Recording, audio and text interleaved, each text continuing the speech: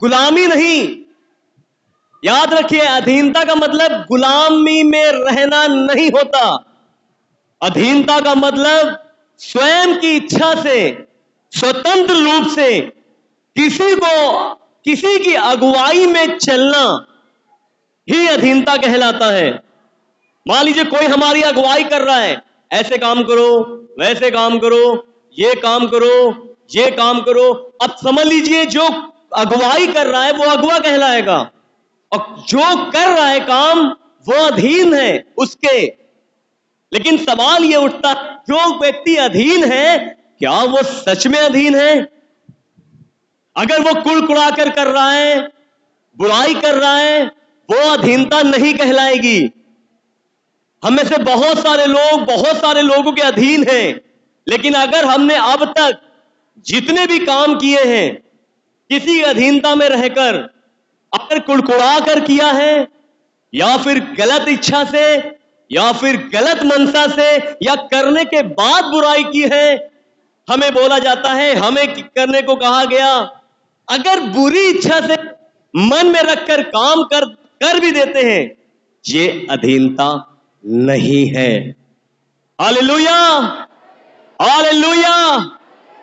Bible में बहुत सारे लोगों के विषय में दिया गया है, पत्नी के विषय में, बच्चों के विषय में, बहुत सारे लोगों के विषय में, अधीनता के विषय में। लेकिन आज हम बात करने वाले हैं अगुओं के अधीनता के विषय में।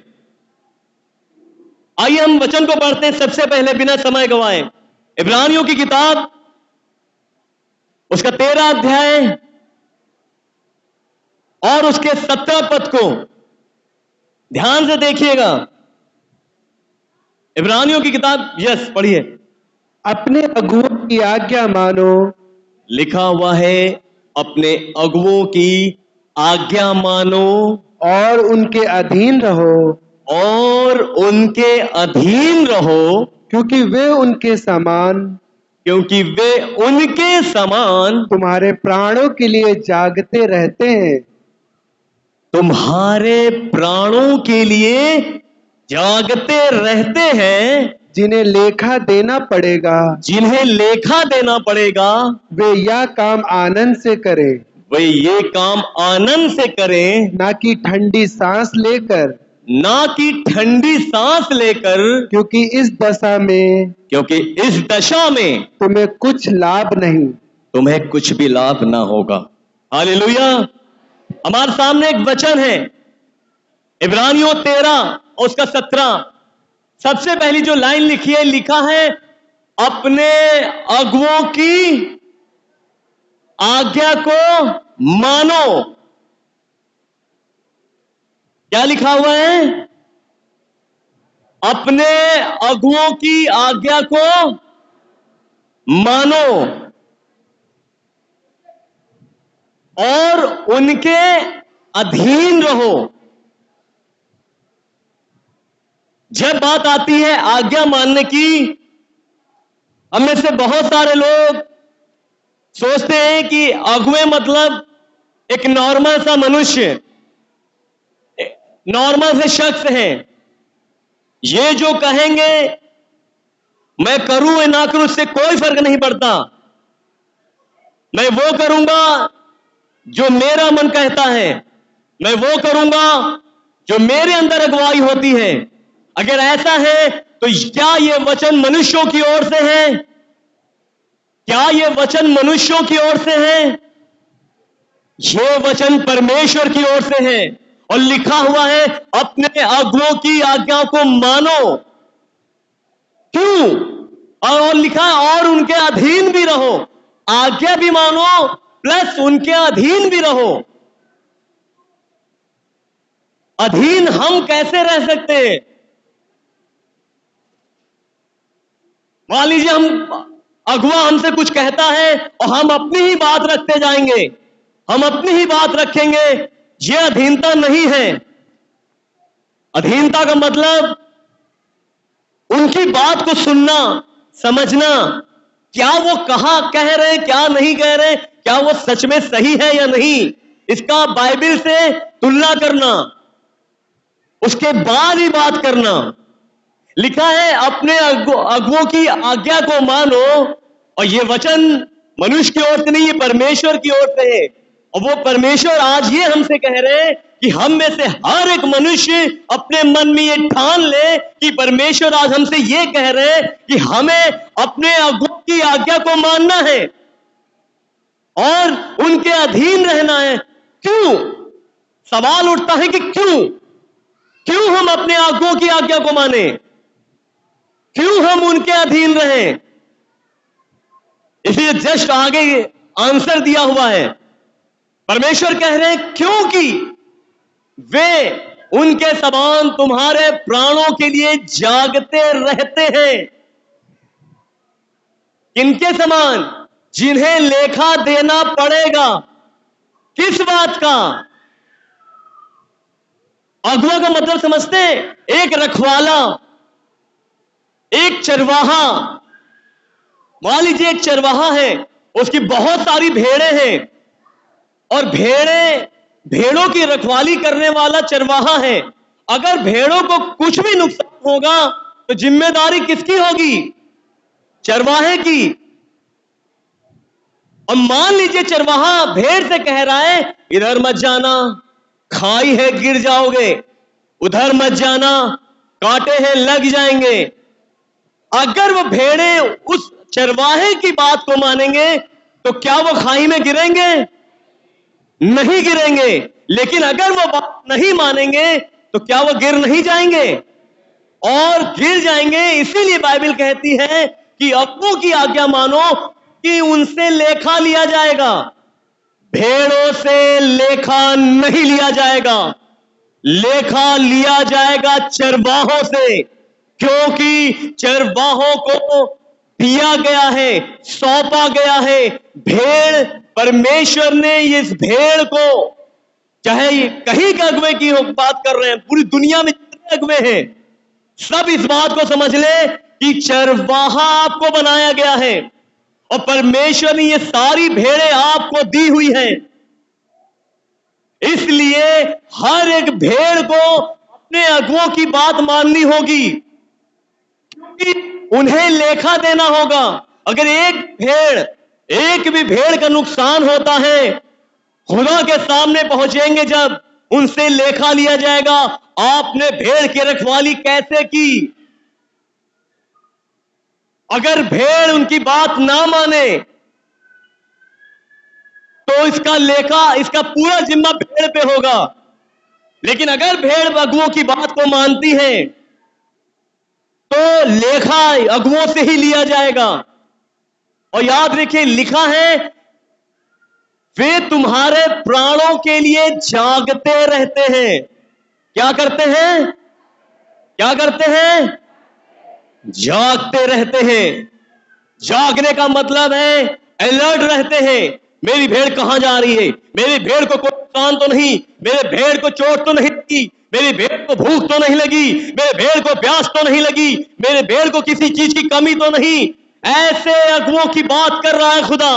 और खुदा कह रहा है ये ऐसे अगुवे तुम्हारे लिए जाग रहे हैं। हम यहां आते हैं, यहां दुनिया के लोग अपनी अपनी कलीसियाओं में जाते हैं। जो यूट्यूब पे देख रहे हैं वो भी समझ लें कि दुनिया में जितने भी लोग इस दुनिया के हर एक कलीसिया में जाते हैं, आप सिर्फ चर्च जाते हैं एक दिन के लिए और फिर वापस आप पूरी दुनिया में, अपनी दुनिया में खो जाते हैं। लेकिन एक अगुआ पूरे हफ्ते भर आपके लिए जाग जाग कर प्रार्थना करता है। एक अगुआ पूरे हफ्ते भर, रात भर जाग जाग कर आपकी सलामती की दुआ करता है। किस लिए? किस लिए? क्योंकि खुदा ने उनके हाथों में भेड़ों को सौंपा है। उन्हें एक दिन लेखा देना होगा। लिखा है उन्हें लेखा देना पड़ेगा। और लिखा है वे ये काम आनंद से करें, ना कि सांस ले लेकर, क्योंकि इस दशा में तुम्हें कुछ लाभ ना होगा। मान लीजिए भेड़ें परेशान करें अगुओं को, बहुत सी भेड़ें परेशान करेंगे अगुओं को। क्या अगुओं को भेड़ें संभालने में आसानी होगी? नहीं होगी। परमेश्वर चाहते हैं अगर हम अपने अगुओं की बात नहीं मानते, अपने अगुओं के अधीन में नहीं है, हमें कुछ भी लाभ नहीं होने वाला है। इस बात को समझिए, अगर हम अपने अगुओं के अधीन नहीं हैं, अगुओं की बात नहीं मानते, एक दिन हम खाई में गिरेंगे और हमें कुछ लाभ नहीं होगा, और उल्टा हम अगुओं को परेशान कर रहे हैं। हमारे कामों से अगुओं को परेशान नहीं होना चाहिए। ऐसे अगुए जो दिन रात जाग जाग कर आपके प्राणों के लिए प्रार्थना कर रहे हैं कि आपके प्राण बचाए जाएं। याद रखिए, हम परमेश्वर के अधीन हैं, लेकिन परमेश्वर ने हमारे ऊपर एक अगुआ ठहराया है, और अगुआ एक आत्मिक पिता होता है, और हमें परमेश्वर ने अगुओं के अधीन में रखा है। अगर हम परमेश्वर के अधीन हैं तो हमें अगुओं के भी अधीन रहना होगा। यदि हम कहते हैं कि हम परमेश्वर के अधीन हैं लेकिन अगुओं के अधीन नहीं, हम झूठे हैं। ऐसे अगुए जो दिन रात आपके लिए प्रार्थना कर रहे हैं, ऐसे अगुए जो दिन रात आपके सलामती की दुआ कर रहे हैं, आपकी रखवाली कर रहे हैं, आपके मेहनत कर रहे हैं, ऐसे अगुओं के विषय में बाइबल कहती है उनकी आज्ञा मानो, उनके अधीन रहो। Hallelujah, hallelujah, hallelujah. एक और वचन को हम पढ़ेंगे, पहला तीमुथियुस उसका 5 अध्याय और उसका 17 पद।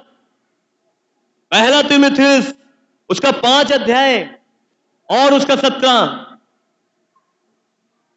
लिखा हुआ है, जो प्राचीन अच्छा प्रबंध करते हैं, विशेष करके वे जो वचन सुनाने और सिखाने में मेहनत करते हैं,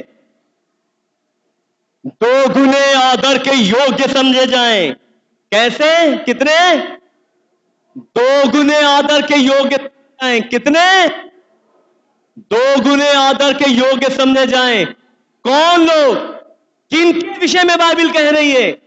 वे प्राचीन जो अच्छा प्रबंध करते हैं, जो अपने भेड़ों के लिए मेहनत कर रहे हैं, वचन को सुनाने में, वचन सिखाने में, परमेश्वर की ओर बढ़ा रहे हैं, परमेश्वर के वचन की तरफ हमें लेके जा रहे हैं। बाइबल कह रही है ऐसे अगुए 2 गुने आदर के योग्य हैं। पूरी बाइबल में परमेश्वर ने अगुओं को 2 गुने आदर के योग्य ठहराया है। सोचिए, एक जन्माने वाले मां बाप को भी नहीं ठहराया, जो जन्म देती है मां उनको भी नहीं कहती बाइबल की उनका 2 गुना आदर करो। क्यों? क्योंकि उन्होंने एक संसारी रूप से जन्म दिया है। एक संसारिक पिता संसारी रूप से रखवाली करेगा, लेकिन एक आत्मिक पिता आपकी आत्मा के उद्धार के लिए, अनंत काल के उद्धार के लिए मेहनत कर रहा है। इसलिए बाइबल उन्हें कहती है 2 गुने आदर के योग्य समझे जाएं।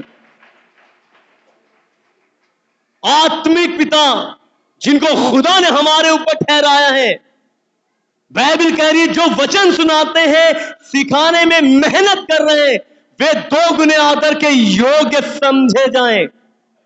क्या हम 2 गुना आदर देते हैं उन्हें?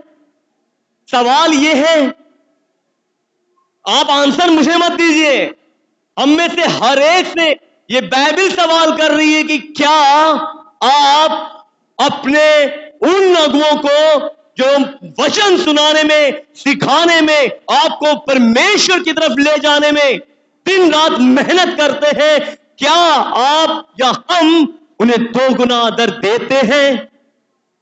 2 गुना छोड़े, क्या हम 1 गुना भी आदर देते हैं? 1 गुना छोड़िए, क्या हम बिना बुराई किए रह पाते हैं?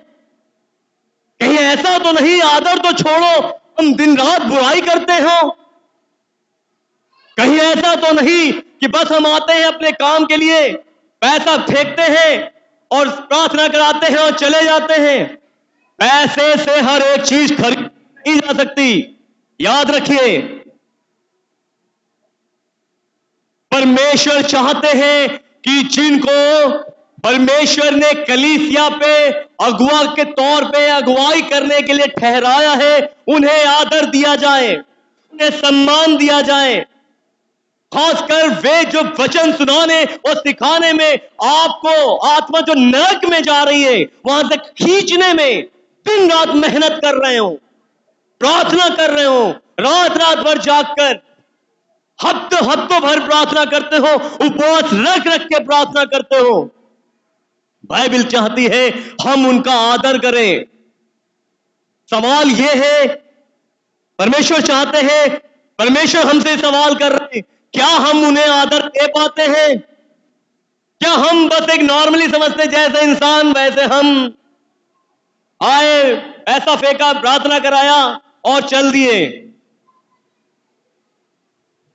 बाइबल कहती है आदर करो, सम्मान करो और आज्ञाओं को मानो और उनके अधीन रहो, क्योंकि ये तुम्हारे लिए दिन रात जागते हैं और प्रार्थना करते हैं हमारी आत्मा को बचाने के लिए।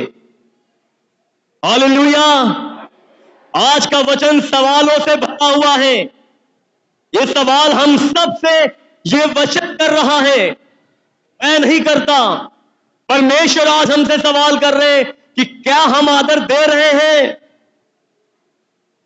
अगर नहीं तो हमें बाइबल के अकॉर्डिंग, परमेश्वर के वचन के अनुसार हमें आदर देना होगा। Hallelujah, hallelujah. एक और वचन निकालेंगे, पहला पतरस उसका 5 अध्याय और उसका 5वां पद। पहला पतरस 5 अध्याय उसका 5 और 6। ध्यान से सुनिएगा, बहुत ही ध्यान से, और खासकर नवयुवकों के लिए बाइबल कहती है। 5 अध्याय उसका 5वां पद जी। इसी प्रकार हे नवयुवकों, तुम भी प्राचीनों के अधीन रहो, वरन तुम सब के सब एक दूसरे की सेवा के लिए दीनता से कमर बांधे रहो, क्योंकि परमेश्वर अभिमानियों का विरोध करता है, परंतु दीनों पर अनुग्रह करता है। Hallelujah, hallelujah. जब नवयुवकों की बात करती है बाइबल तो कह रही है नवयुवकों, अपने प्राचीन के अधीन रहो, वरन तुम सब के सब सेवा के लिए दीनता से कमर बांधे रहो, क्योंकि परमेश्वर अभिमानियों का विरोध करती है। ध्यान से सुनिए, अभिमानियों का विरोध करती है। याद रखें, यदि हम अभिमान से भरे हुए हैं, जिंदगी में हम दीन नहीं हो पाएंगे। यदि हम घमंड से भरे हैं, जिंदगी में कभी भी हम किसी के भी अधीन नहीं हो सकते। खासकर बाइबल नवयुवकों के विषय में बात करती है, क्योंकि नवयुवकों के अंदर बहुत सारी चीजें होती हैं। जोश होता है, नॉलेज होता है, सब कुछ होता है, और शायद वो नॉलेज, वो जोश अभिमान में ना बदल जाए। इसलिए बाइबल कहती है परमेश्वर हमारे अभिमान का विरोध करता है, और हर एक नवयुवकों से कहता है परमेश्वर कि अपने प्राचीन के अधीन रहो, अगुओं के अधीन रहो, क्योंकि नवयुवकों के अंदर जब आप कुछ कहेंगे, बहुत से जब अगुए या नौकों को कहते हैं, वे अपनी ही बात रखते हैं, वे अपना ही बात रखना चाहते हैं। याद रखें, हमें हर एक बात बाइबल से ही प्रूफ करना होगा, हर एक बात बाइबल से ही मानना होगा। हमें से हर एक के लिए बाइबल का वचन कहता है कि यदि हम अपने अगुओं के अधीन रहेंगे तो अभिमान हमारे अंदर से गायब होगा, और यदि अधीन नहीं है तो इसका मतलब यह है कि शायद अभिमान हमारे अंदर भर रहा है। एक इंजीनियर बनने के लिए इंजीनियर की पढ़ाई की जा सकती है, वकील बनने के लिए वकालत की पढ़ाई की जा सकती है, डॉक्टर बनने के लिए एमबीबीएस किया जा सकता है, लेकिन एक अच्छा सेवक बनने के लिए दुनिया में कोई भी बाइबल कोर्स है ही नहीं। उसके लिए एक सेवक को अपने आप को तोड़ना पड़ता है, अपनी जिंदगी को खत्म करना पड़ता है, अपने उन इच्छाओं को मारना पड़ता है। सोचिए, हम आराम से जाते हैं, आराम से खाते हैं, पीते हैं, मौज करते हैं, जो मुंह में आए बोल देते हैं, जो मन में आए खा पी लेते हैं, जो मन में आए कहते रहते हैं, जैसा चाहते हैं वैसे कपड़े पहनते हैं और जिस जगह चाहते हैं उस जगह घूमते हैं। क्या एक सेवक ऐसा कर सकता है? नहीं कर सकता। करना तो हमें भी नहीं चाहिए, लेकिन हमसे कम अगुओं से ज्यादा लेखा लिया जाएगा, इसलिए सेवक नहीं कर सकता। सेवक अपने मन की इच्छाएं पूरी नहीं करता, उसे मारना पड़ता है। अपनी मन चाही जगहों पे नहीं घूम सकता। मन चाही चीजें जो पहले की थी, कपड़ों की पहनने की नहीं पहन सकता, उससे दूसरों को ठोकर लगेगी। हम पहनेंगे, हम में से कुछ ही लोग ठोकर खाएंगे, लेकिन जब एक अगुआ गलती करता है उससे हजारों लोग ठोकर खाएंगे। जब एक अगुआ गलत कपड़े पहनता है हजारों लोग गलत कपड़े पहनेंगे। एक अगुआ गलत राह पे जाएगा, हजारों लोग गलत राह पे जाएंगे। इसलिए अगुओं की जिंदगी कांटों भरी होती है। अगुओं की जिंदगी आसान नहीं होती। एक पास्टर की जिंदगी आसान नहीं होती। हमें इस बात को समझना होगा, फूंक फूंक के कदम रखना होता है, कहीं कुछ अशब्द ना निकल जाए, क्योंकि हमसे निकलेगा, हम जाएंगे दुआ करेंगे प्रभु हमें माफ कर, लेकिन जब अगुओं से निकलेगा वो एक कलीसिया के लिए एक आदर्श है, एक मॉडल है। अरे अगुओं ने बोला है, हम भी बोल सकते हैं। अगुआ कर रहा है, हम भी कर सकते हैं। इसलिए एक अगुए की जिंदगी कांटों पे चलने के समान होती है। एक अगुओं की जिंदगी एक रेगिस्तान में चलने के समान होती है। भूखे प्यासे रहकर, कांटों में चलकर, मसीह की राह पर चलकर चरवाहों के समान भेड़ों की रखवाली करते हैं। क्या उनका इतना भी अधिकार नहीं कि उन्हें आदर मिले? क्या उनका इतना भी अधिकार नहीं कि उन्हें सम्मान मिले? जी हां, अधिकार है, और यह अधिकार मनुष्यों ने नहीं, स्वर्ग को रचने वाले परमेश्वर ने दिया है।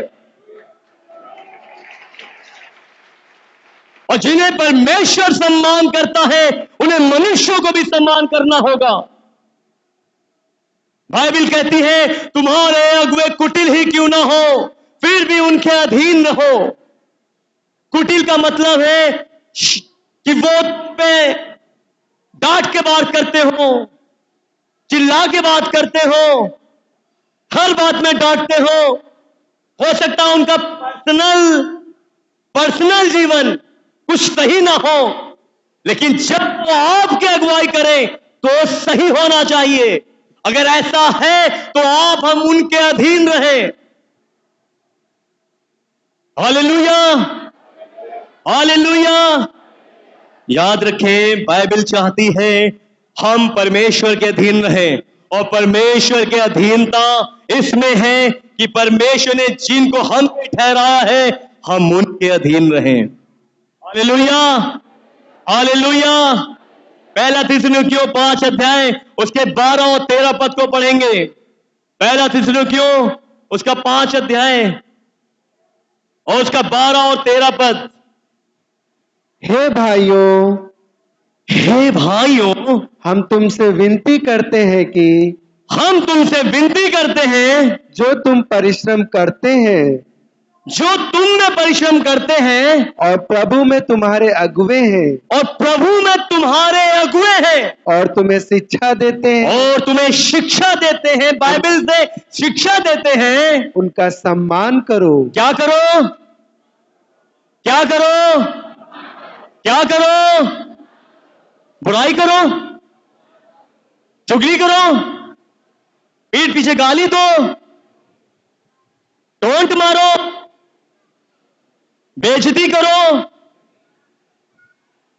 बाइबल क्या कह रही है? उनका सम्मान करो। सवाल फिर वही है, क्या कहीं हम गाली तो नहीं बकते? कहीं हम पीठ पीछे बुराई तो नहीं करते? कहीं हम चुगली तो नहीं कर रहे? क्या हम सम्मान कर रहे हैं? सवाल फिर से वही आता है। परमेश्वर हमसे कह रहा है उनका सम्मान करो, उनकी आज्ञा मानो। कभी कभी ऐसा लग सकता है कि जो आज्ञा वो दे रहे हैं ये मेरे मतलब की नहीं है, ये मेरे काम की नहीं है। याद रखिए, अगर वो बाइबल के विरोध में है तो मत करिए, लेकिन अगर बाइबल में ऐसा कुछ नहीं है कि उससे करने से हमें नुकसान हो, हमें करने में कोई प्रॉब्लम नहीं होनी चाहिए। जैसे एक शहर था, एक नगर था काना, वहां यीशु मसीह गए और वहां पर दाखरस घट गया। जब दाखरस घट गया तो मरियम जो उसकी माता थी यीशु से कहने लगी दाखरस घट गया। यीशु ने कहा हे महिला, मेरा भी समय नहीं आया है। फिर मरियम ने सेवकों से जाके कहा जाओ, जो यीशु तुमसे कहे वो करो। यीशु ने सेवकों से मालूम है क्या कहा? मालूम है क्या कहा? कहा जाओ, जितने भी मटके रखे हैं उन सब में दाखरस भर दो। क्या ऐसा कहा? जितने मटके रखे हैं उन सब में दाखरस भर दो। क्या ऐसा कहा? नहीं कहा। तो फिर क्या कहा? उन मटकों में क्या भर दो? क्या भर दो? लेकिन चाहिए क्या था? दाखरस चाहिए था। यीशु ने सेवकों से क्या भरने के लिए कहा? क्या इसका कोई मतलब है? सेवक सोच रहे होंगे ये क्या चाहिए दाखरस, और ये बोल रहे हैं कि जो है पानी भर दो, इसका क्या मतलब है? लेकिन क्या ऐसा करने से बाइबल ने मना किया था? नहीं। क्या ऐसा करने से उनको कोई नुकसान था? नहीं। सेवकों ने वही काम किया जो यीशु ने कहा, बिना कोई सवाल किए। हालेलुया। हो सकता है कभी हमारी जिंदगी में ऐसे चीजें आए कि सेवक हमसे कुछ करने के लिए कहे, अगर वो बाइबल मना करती है तो बिल्कुल मत करिए। लेकिन अगर बाइबल ऐसा कुछ नहीं कहती और ऐसा करने से हमें कोई नुकसान नहीं, आप करिए और फिर उसका फल देखिए। सेवकों ने उन मटकों में पानी भर दिया और यीशु ने कहा जाओ, उसको भोज के प्रधान के पास ले जाओ। सेवक क्या सोच रहे होंगे, ये तो पानी भरा है, ये तो बोल रहा है जाओ लेके जाओ, पानी पिलाएंगे, चलो लेके चलते हैं पानी। और लेके गए, जैसे पिया उसने कहा अरे ऐसा दाखरस कहां छुपा के रखा गया था। समझ में आ रही बात?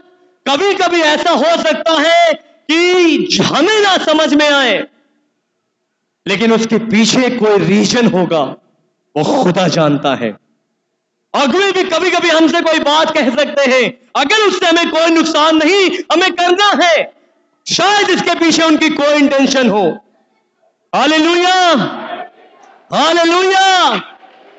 हम में से हर एक को इस बात को समझना है, बाइबल हमें सिखा रही है हमें अपने अगुओं के अधीन रहना है, चाहे कुटिल ही क्यों ना हो। बस याद रखिए, बाइबल के विरोध में ना हो, उनका पर्सनल जीवन चाहे कैसा भी हो, लेकिन वो हमें अगर बाइबल के अनुसार मसीह की शिक्षा पे लेके जा रहे हैं, हमें पूरी जान देने तक हमें परमेश्वर के अधीनता में रहकर अपने अगुओं के अधीन रहना है। Hallelujah, hallelujah. यीशु मसीह ने चेलों से कहा मत्ती 10:40 में कि जो तुम्हें ग्रहण करते हैं वो मुझे ग्रहण करते हैं, और जो मुझे ग्रहण करते हैं वो मेरे भेजने वाले को ग्रहण करते हैं। आपको पता चल रहा है यीशु मसीह क्या कहना चाह रहे हैं? यीशु कह रहे हैं कि हे सेवकों, जो तुम्हें ग्रहण करता है वो मुझे ग्रहण करता है। इसका मतलब यह है कि यदि आप अपने सेवक का आदर करते हैं, आप परमेश्वर का आदर करते हैं। हालेलुया। यीशु ने कहा, मेरे मानने वालों चेलों में से यदि तुम किसी को एक कटोरा पानी पिलाते हो तो उसका प्रतिफल किसी रीति से तुम होने ना पाओगे। क्यों? क्योंकि तुम जो पानी उसे पिला रहे हो, पानी उसे नहीं, तुम मुझे पिला रहे हो। पौलुस ने बहुत से सेवकों को सताया था और जब पौलुस का सामना यीशु से हुआ, यीशु ने कहा, हे शाऊल, तू मुझे क्यों सताता है? शाऊल ने कहा, प्रभु मैंने तुझे कब सताया? यीशु ने कहा, तू जो मेरे सेवकों को सताता है, तू मुझे सताता है। हालेलुया। याद रखिए, परमेश्वर ने हमारे अगुए जो संसार में दिए गए हैं, कलीसिया के ऊपर ठहराए गए हैं, वे परमेश्वर के राजदूत हैं। वे परमेश्वर के द्वारा अभिषेक किए हुए, अभिषिक्त किए हुए परमेश्वर के एक जन हैं। परमेश्वर का एक आईना है।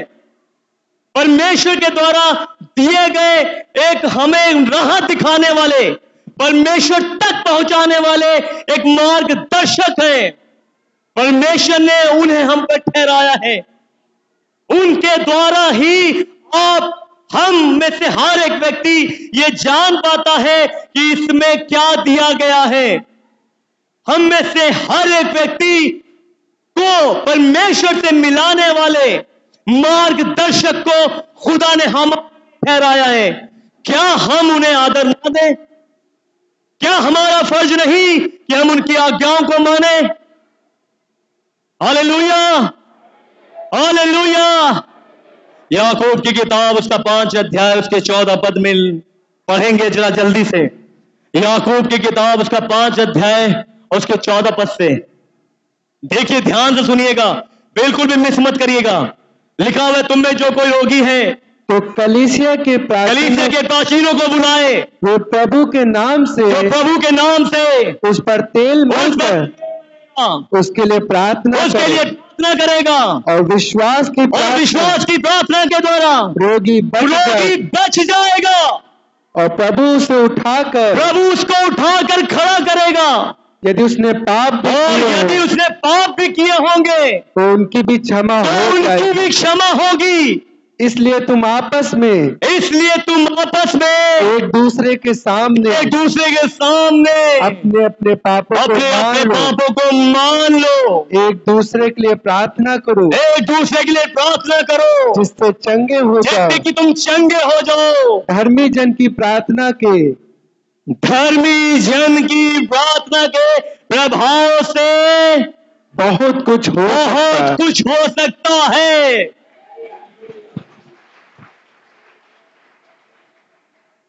जब कोई तुम में रोगी है, लिखा है प्राचीनों को बुलाओ, वे उनके लिए प्रार्थना करेंगे, तेल मलकर प्रार्थना करेंगे। हमारा और आपका जीवन, सवाल यह है कि क्या मेरी प्रार्थना नहीं सुनी जाएगी? ऐसा बिल्कुल नहीं है। तो क्या केवल प्राचीनों की प्रार्थना सुनी जाएगी? ऐसा बिल्कुल भी नहीं है। याद रखिए, हम में से हर एक की प्रार्थना सुनी जाएगी। लेकिन सवाल यह है कि प्रार्थना, लिखा हुआ है 15 पद पे लाइन से अंडरलाइन करिए, लिखा है, और विश्वास की प्रार्थना के द्वारा रोगी बच जाएगा। किसकी? चाहे वो प्राचीन करे, चाहे वो आप करे। लिखा है विश्वास की प्रार्थना। हम जब अपने घर जाते हैं, दुनिया के कामों में व्यस्त हो जाते हैं और हमारा विश्वास उस लेवल का नहीं हो पाता, लेकिन एक अगुआ निरंतर प्रार्थना में खुदा के साथ बना रहता है, उसका विश्वास हम में से कई गुना बड़ा होता है। इसलिए जब हम प्रार्थना करते हैं तो कभी कभी नहीं सुनी जाती, क्योंकि वो रोगी बचाया गया है विश्वास की प्रार्थना के द्वारा। और जब प्राचीन प्रार्थना कर रहा है तो वो जो प्रार्थना कर रहा है वो रोगी बचाया जा रहा है, कारण उस प्राचीन का परमेश्वर के प्रति विश्वास हम में से कहीं ज्यादा है। हालेलुया! हम में से कहीं ज्यादा हो सकता है, क्योंकि हम अपने कामों में व्यस्त हैं और परमेश्वर ने जिन्हें ठहराया है वो दिन प्रतिदिन परमेश्वर से प्रार्थना में लगे रहते हैं, उनके विश्वास के द्वारा। और लिखा है धर्मी जन के विश्वास के द्वारा रोगी बचाया जाएगा। हालेलुया! क्या आप समझ पा रहे हैं? हम और अगुओं में कुछ डिफरेंस है? जी हां, परमेश्वर ने अगुओं के बीच और कलीसिया के लोगों के बीच अंतर रखा है। क्या परमेश्वर भेदभाव करता है?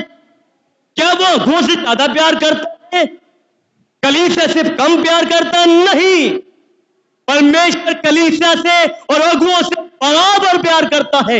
लेकिन एक कलीसिया सही रूप से चलाई जा सके, एक व्यवस्था बनाई गई है, उसी व्यवस्था के अकॉर्डिंग उस कलीसिया को चलाने वाले को अगुआ ठहराया है खुदा ने। परमेश्वर दोनों से बराबर प्यार करता है, लेकिन कलीसिया को चलाने के लिए होना चाहिए, इसलिए परमेश्वर ने एक नियम, एक क्रम, एक ऑर्डर ठहराया है और उस ऑर्डर के तहत परमेश्वर ने जिम्मेदारी अगुओं को दी है। हालेलुया! हालेलुया! क्या आप समझ पा रहे हैं अगुओं के प्रति हमारा क्या व्यवहार होना चाहिए? कितने लोग समझ पा रहे हैं? हाथ उठाइए। हालेलुया! आप जरा ध्यान से सुनिएगा। हमने बहुत सारी चीजें देखी, परमेश्वर ने अगुओं को बहुत कुछ ठहराया है और ठहराया है कि हम में से हर एक लोग अगुओं का आदर करें, लेकिन कुछ और भी बातें हैं जो हमारे लिए समझना जरूरी है। आइए एक वचन में चलते हैं, दूसरा राजाओं की किताब, उसका 5 अध्याय। ध्यान से सुनिएगा। वहां एक व्यक्ति था नामान नाम का, उसको कोढ़ था, वो सेनापति था, उसके घर में एक स्त्री थी, छोटी बच्ची थी।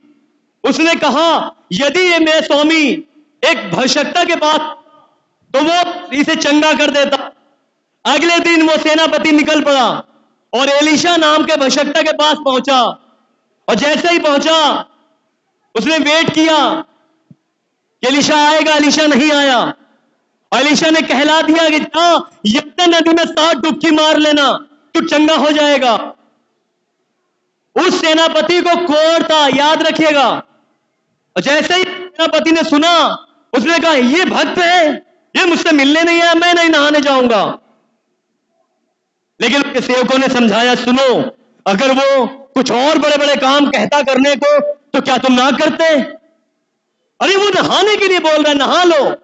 और सेनापति ने उनकी बात मानी और नहाया, और जैसे उसने 7 डुबकी मारी, उसका जो कोढ़ था वो चला गया, वो बिल्कुल ठीक हो गया।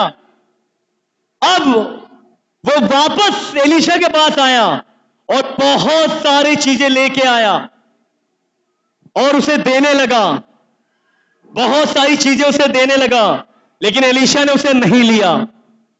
हालेलुया! हालेलुया!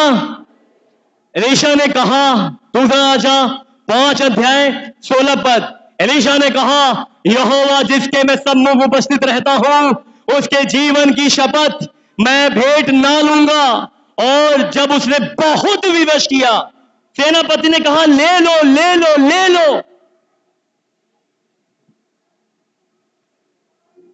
लिखा है तब भी वह इनकार करता रहा। हालेलुया! अब समझिए ध्यान से, एक सेनापति है, उसको कोढ़ था, वो चंगा हो गया और वो भविष्यवक्ता के पास आया और बहुत सारे गहने, पैसे, रुपए दे रहा, ले लो, लेकिन उसने नहीं लिया। और थोड़ी देर के बाद जब वो सेनापति जाने लगा, ध्यान सुनिए, उसी एलीशा का एक सेवक था जिसका नाम गेहजी था, वो दौड़ के पीछे पीछे गया और सेनापति से कहा अभी अभी हमारे वहां 2 लोग आए हैं। ईशा जो मेरा स्वामी है उसने 1 किक्कार चांदी मांगी है। 1 किक्कार का मतलब 34 किलोग्राम। सेनापति तो ऑलरेडी देना चाहता था। सेनापति ने कहा अरे मैं तो बहुत पहले ही दे रहा था, तुम्हारे स्वामी ने लिया ही नहीं। चलो कोई बात नहीं। उस सेनापति ने उसको 2 किक्कार मतलब 34 फिर 34 68 किलोग्राम चांदी दिया और बहुत सारे कपड़े दिए और 2 सेवकों को भेजा, जाओ उसके साथ। और जो गेहजी घर जाने लगा तो सेवकों को लेकर अपने कोठरी में गया, सारा चांदी निकाल लिए रख लिया, सारा कपड़ा रख लिया और चुपचाप सेवकों को विदा कर दिया। और विदा करने के बाद अपने स्वामी एलीशा के सामने आया। और एलीशा के सामने जैसे वो आया और उसने पूछा तू कहां था? गेहजी ने कहा कहीं नहीं, मैं तो बस यही था। हालेलुया। इसके 26 पद को खोलेंगे। 26। उसने उससे कहा, सुनिए ध्यान से। उसने जब पूछा तू कहां था, उसने कहा बस मैं यही कहीं था। जब वह पुरुष इधर मुंह फेर कर, एलीशा ने अपने सेवक गेहजी से कहने लगा सुनो, जब तुम दौड़ के उसके पीछे गए थे और जैसे ही वो मुंह घुमाकर तुम्हारे पास आया था, आगे तब से वह पूरा हाल मुझे मालूम तब था। से लेकर पूरा हाल परमेश्वर ने मुझे बता दिया है कि तुम पीछे पीछे उसके गए थे और तुमने जाकर उससे पैसा लिया, कपड़े लिए, चांदी लिए। और जब मैंने तुमसे पूछा कि तुम कहां थे, तुमने कहा मैं तो बस यही था। तुमने झूठ बोला। आपको पता है हम अगुओं से अगुआ कुछ भी पूछते हम कहते हैं मैं तो वहीं था, कुछ भी बोल देते हैं। याद रखिए अगुए परमेश्वर की ओर से होते हैं। वे हमारी आत्माओं को जांच सकते हैं। एलीशा ने उसकी आत्मा को जांच लिया और कहा तूने झूठ बोला है, तूने चांदी लिया, पैसा लिया, तूने गलत काम किया। आगे पढ़ेंगे। इस कारण से नामान का कोढ़ तुझे और तेरे वंश को, तुझे और तेरे आने वाले वंश को सदा लगा रहेगा। गलती क्या थी? जो सेवक गेहजी था उसकी गलती क्या थी कि एक सेवक ने, एलीशा ने उसे श्राप दिया कि जो नामान का कोढ़ था तुझे लगा रहेगा, तुझे छोड़ तेरे वंश को लगा रहेगा। गेहजी की गलती क्या थी? उसने झूठ बोला, उसने लालच किया और लालच में जब सेवक ने कोई चीज मना कर दी, मतलब मना कर दी, उसको उसके पीछे नहीं जाना चाहिए था। जब एलीशा ने मना कर दिया नहीं लेना है मतलब नहीं, और फिर भी वो लालच में पीछे गया। एक सवाल यहां पर है, यह सवाल बड़ा गौर से सुनिएगा। लिखा हुआ है एलीशा ने गेहजी से पूछा, क्या, हाईलाइट करेंगे, क्या यह समय चांदी या वस्त्र या सोना या जैतून या दाख की बारी या भेड़ बकरी, गाय बैल और दास दासी लेने का है? यह सवाल है सेवकों से, यह सवाल है आप सेवकों से जो यूट्यूब पर देख रहे हैं। यह सवाल है दुनिया के हर एक सेवकों से, क्या यह समय रुपए पैसे लेने का है, चांदी सोने लेने का है?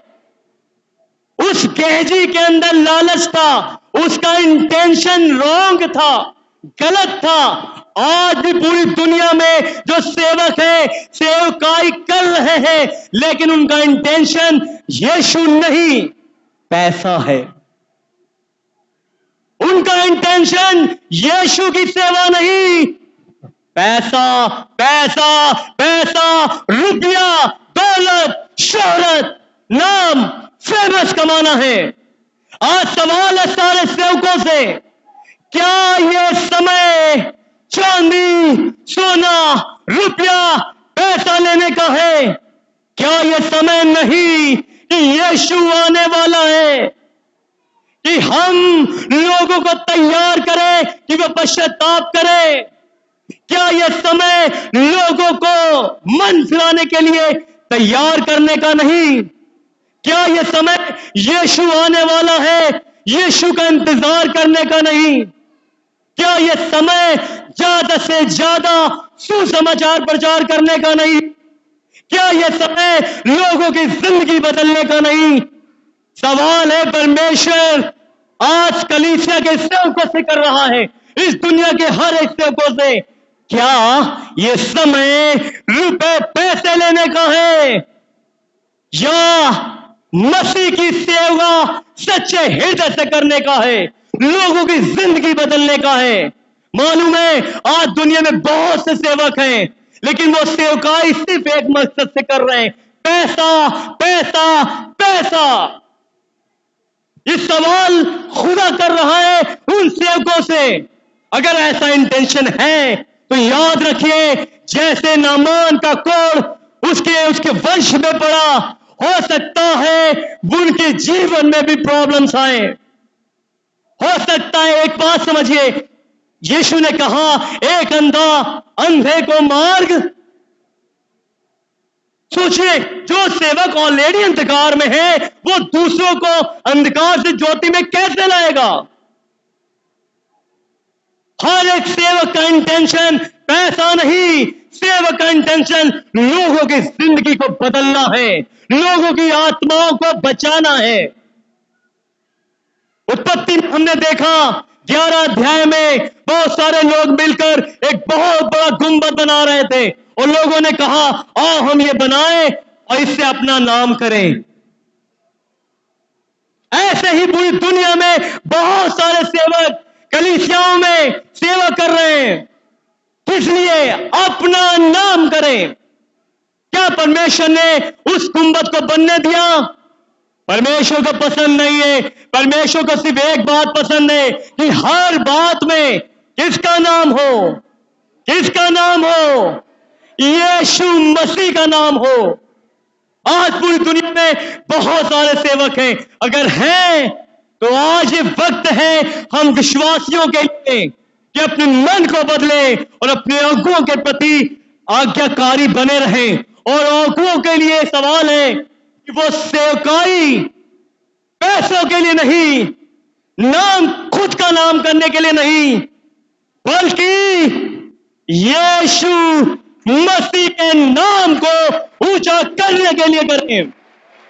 Hallelujah, hallelujah. एक इंग्लिश में कहावत है, उसके बाद ये वचन खत्म करेंगे। Don't use God for mike. परमेश्वर का इस्तेमाल माइक को पाने के लिए मत करो, बल्कि use mic to get the god. Mic का इस्तेमाल करो खुदा को पाने के लिए। हालेलुया। आज आपके सामने दो सवाल हैं, क्या हम अपने अगुओं के प्रति आज्ञाकारी हैं? अगर हां तो अच्छी बात है, अगर नहीं तो आज ये समय है, आज के दिन में, कि जो अगुए पूरी ईमानदारी से आपको परमेश्वर के वचन की तरफ लेके जा रहे हैं, आपकी आत्माओं को बचा रहे हैं, यकीन मानिए आपको पूरी तरीके से उनके अधीन होना होगा। और जो अगुए पैसों की सेवा करते हैं, अपने नाम की सेवा करते हैं, वे अपने मन को बदले और यीशु की सेवा सच्चे मन से करें। प्रभु आपको इस वचन के द्वारा आशीष दे।